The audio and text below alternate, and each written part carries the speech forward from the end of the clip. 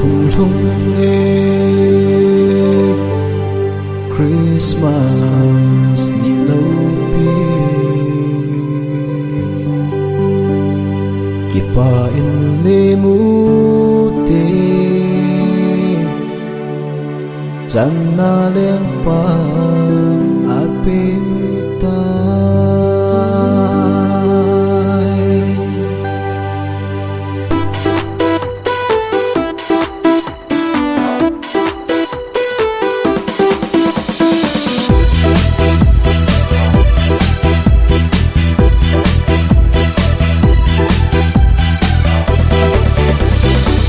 sang sa na pingi mi him sa tam song na pi ibang lâu pila sa ngay ta koi ma cha hello akin tu simin chung le noi lo su mi him te ado ting na pa chu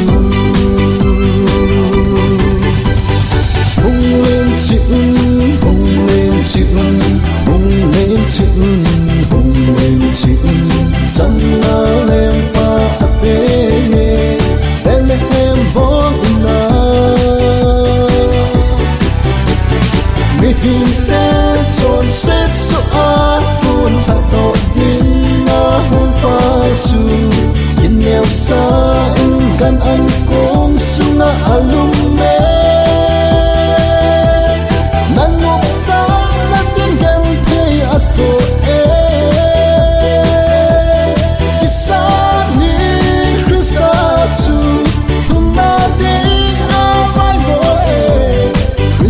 nei olum sunga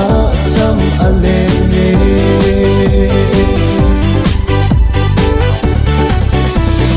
o be le nang pi nga lung thui le lung neo le pi chỉ là thiệp le le neo no pi na ba kai sun al heng po alung nga pa kai ja mun nei ho po bakai sin agay son at heng so hung lim chi hung lim chi hung lim chi hung lim chi chẳng na lem pa ape Bethlehem born na mi him te chon set so a kun ato din hung pa chu yin neo sa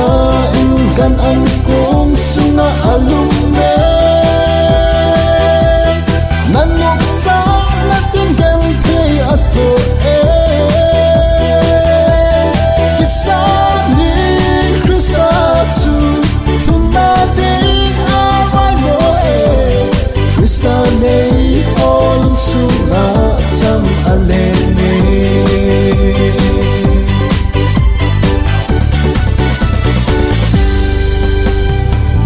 Christmas, Christmas,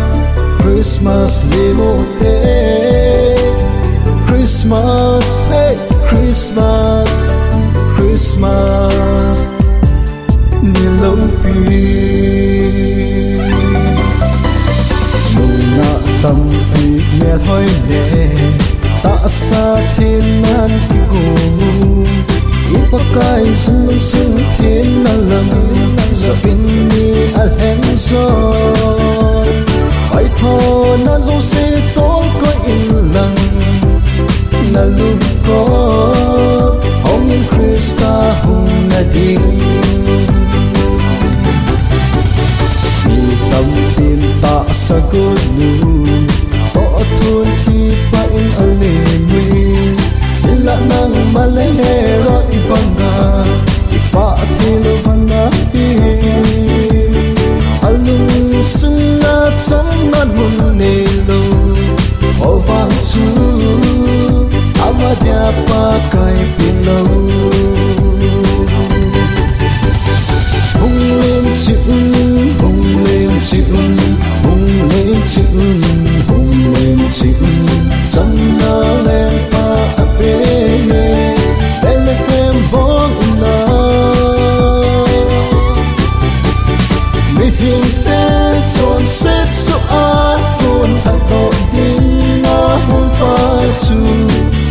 sâu